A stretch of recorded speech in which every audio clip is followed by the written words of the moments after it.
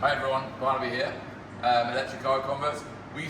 We were on YouTube I think like a week or two ago with a Series 2A that looks very similar to this but was a little bit more restored. So it had shiny new paintwork and shiny new seats and a shiny new roof, and it was really nice. Anyway, this was at the beginning of that video where I showed it in build with like wires everywhere and mounts and everything everywhere. Anyway, I think we're a week or two later and it's fully built and on test now.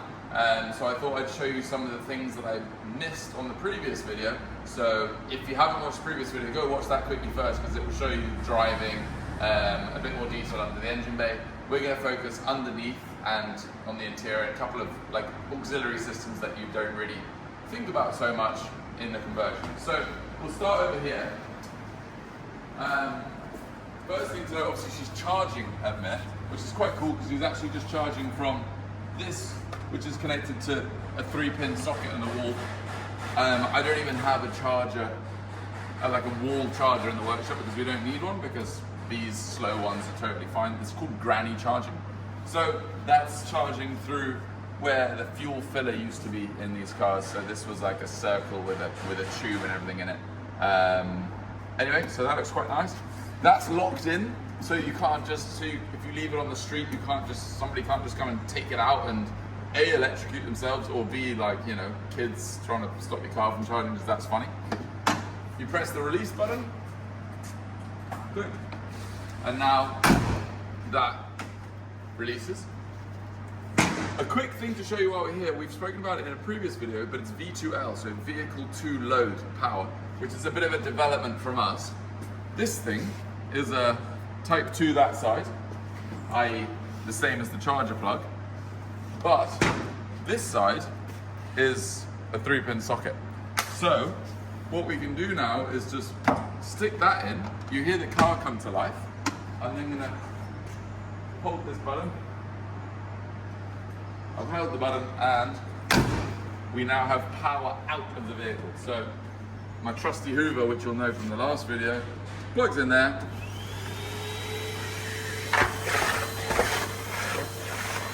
There we go, look at all this dust.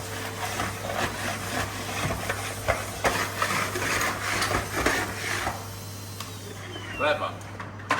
So why are you gonna want that?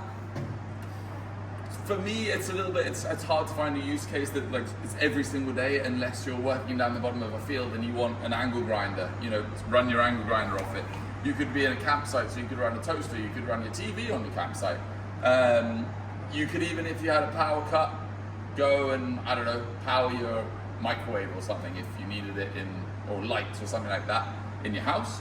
Or what I think is the really cool one is that you can actually charge another car. So, as simply as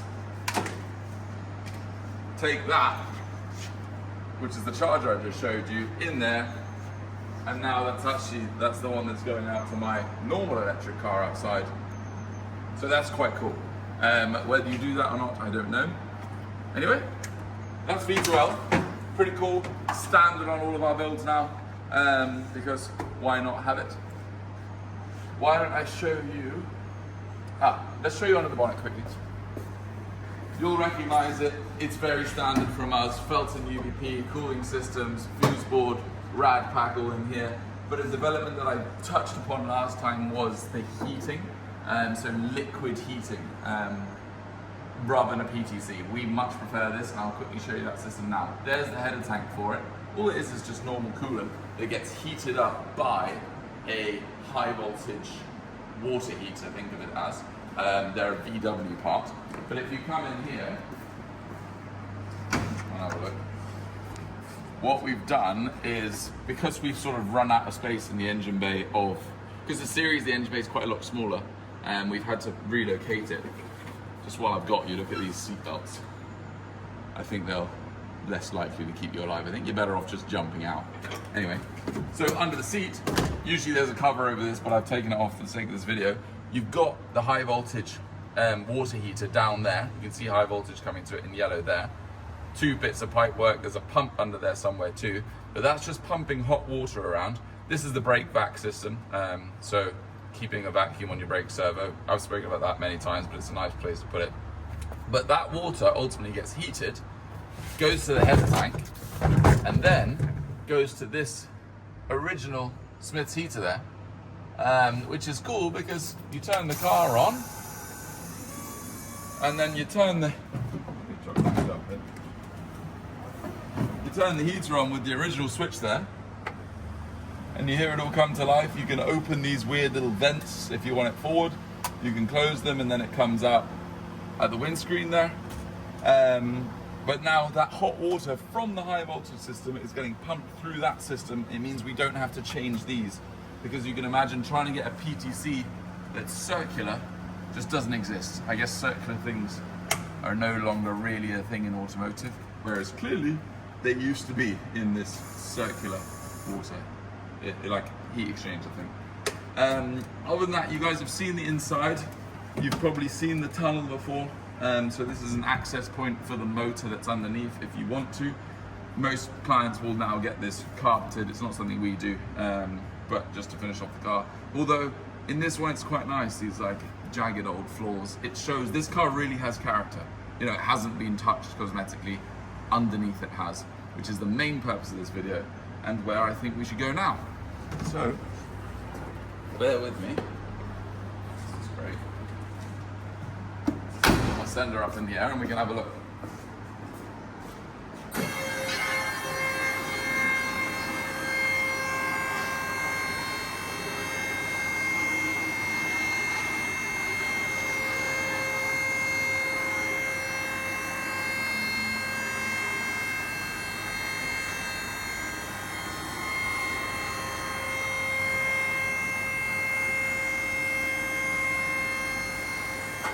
Right, so under here is where things are different from a Defender in terms of axles, brakes, differentials, and that kind of stuff.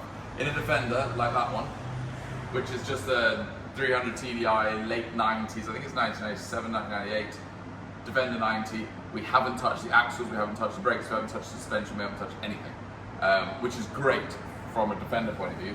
On these, the axles are too weak to deal with the Tesla Model 3 motor.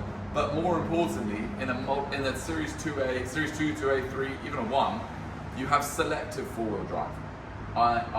Most of the time it's in two-wheel drive. There's little yellow and red knobs that you can play with next to the gear stick that puts it into four-wheel drive when you go off-road. In a Defender, that is not the case. It's always in four-wheel drive. Hence this big change. So come and have a look. The Tesla motor you've seen before many times, sitting in the middle in the same place where the gearbox used to be. In these it's a little bit harder because you've got a welded on cross member there and there, whereas in the Defender they're bolted on. So that makes fitment a bit harder. You basically have to put the motor in from the top through the car, which is really annoying, but that's just series Land Rovers for you. But because we've got the two outputs running all the time, we don't have that selective two or four-wheel drive anymore. We're constant four-wheel drive, which is the same as obviously Defenders, Range Rover Classics, etc.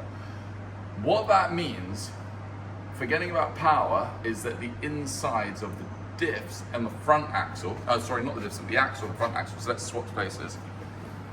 In here, you have to change from a UJ to a CV joint.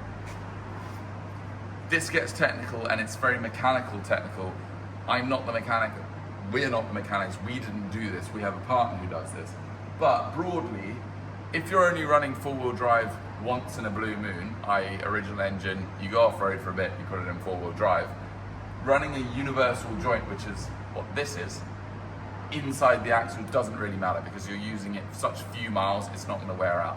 When you suddenly start running constantly in four-wheel drive on a universal joint, it's basically just not going to last very long. It's not designed to be run like that in this application. I don't know much more about it than that. I don't go inside these axles, but ultimately, now inside there is a CV joint. Now a CV joint's what's in the Defenders, in the Range Rover Classics as standard because they do run constant four-wheel drive. So that's ultimately what's being put inside here. Now that's a kit from Design and Development Engineering who are in the UK. I don't know where, somewhere around here. It's not a cheap kit, but it means that the insides of a series axle, that's still the original series axle, you can see it's a bit rusty, but inside it has new half shafts, these CV joints, new swivels, and then ultimately disc brakes now. Can you see those disc brakes? meaning it basically is behaving now like a Defender is, because obviously they've got disc brakes all around as well.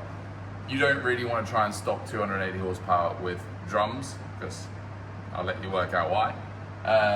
But that's the big job that needs to be done. Now, the way this works for us is the car will come to us, then it goes to get it stripped down externally from a place called Cross Channel Classics, who are just down the road from us. They're a series and Defender specialist. They will take the kit from design and development engineering, they'll put it in, they'll put the Defender diff in, they basically rebuild this whole section. While they're there, why not put new springs in it, because the whole car's apart, so it's got new shocks, new springs as well. It means obviously you've got brand new calipers, pads, discs, and you have to change to Wolf wheels, which, to be honest, on a series look fantastic. They look basically the same, but they're slightly bigger inside to allow for that massive caliper that didn't obviously used to be there. So I guess this video is very much for the people who are dithering, you know, do I want to do a series or do I want to do a Defender? Maybe you don't already have a car yet. This adds a fair chunk to the price. I think it's about 15 grand by the time you've done this to both axles, which on top of the conversion price becomes a little bit more expensive, but obviously the series is very desirable, nice car. So that's the axle work on the front. On the rear, I'll show you, let's swap again. A little bit less involved in that obviously there aren't universal joints here because you don't have to steer, it doesn't have rear wheel steering, so sorry, it's not a G-Wagon. But again, discs on the rear, the inside new diff, wheels, and then we've got handbrake calipers on here. That's actually our bit, if you come and have a quick look at that. So an electric handbrake caliper there that sits on the disc.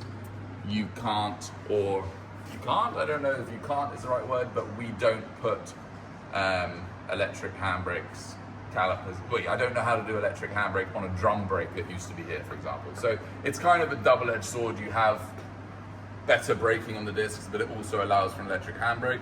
Reason we need an electric handbrake is because the handbrake used to be here on the back of the gearbox, which no longer exists because a Tesla motor is an engine, a gearbox, and a transfer box, all in one neatly packaged Tesla unit, which is super cool. So that's what's going on in the series axle rebuild part of this conversion. Super important. We've not actually tried to run it with the UJs in the front just because clearly it's not a good idea. But we're super happy they come out. It means that you have that strength, you can put the power down. You know, I suppose that's the other side of it. You can put the power down. These are now very strong that they can easily cope with the Tesla motor. Before, you'd be a bit worried that you might be breaking something, and that's not really very fun on your quite expensive, fancy electric Land Rover. Under here, what else?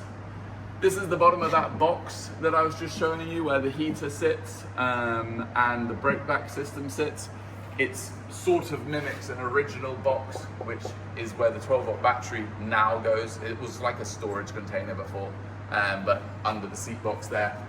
Other than that, it's our standard conversion. It's the case of we've bolted motor mounts onto original holes in the chassis. We've not cut anything, we've not welded anything, we've not drilled anything. It's just all standard. Obviously have a quick look at the bottom of the battery box there. You can see our big frame, cooling going in and out of it with these nice aluminium cooling tubes. And then all the high voltage wiring there in orange as it passes to the charge socket there and to the motor and all that kind of stuff. Anything else I want to tell you on this one? Obviously, going back to the very beginning of this video, you can see quite how nice this car is underneath, i.e. new chassis, axles, the works, but it's the bodywork that's still really, you know, rattly is the truth of it. When you're going down the road, it is going like this. The seat belts don't have any recoil in them, the roof's flapping around. But so you've got that character. We don't lose the character of the car. You're not driving around in a BMW i3. You are still in the Land Rover. Go and watch the other video if you want to see some driving. But that's the underneath. I want to show you, I want to be real, I don't want to just pretend that it's all fine and dandy. It's a super hard bit of the conversion, but worth showing every bit of it. So if you want one, and you've got a series, it's definitely gonna happen. Or you can have a Range Rover Defender, another Defender out there. There's loads going through. And the next video to this is gonna be on that blue car, which let's just do a very quick sneak of 110 kilowatt hour seat box conversion. This is the only Land Rover Defender 90 with 110 kilowatt hours in it. So the longest range 90, I'm pretty confident to say in the world. In fact, definitely in the world. It's got covers off at the minute, but that's what we're going to show you. So don't look, we're going to show you that in the next video, which we're going to film tomorrow, and then by the time I get around to video editing it, who knows. But thank you for watching. I hope you enjoyed this. If you need to call me to talk about it in a bit more detail, please do. You know where my details are. See you next time.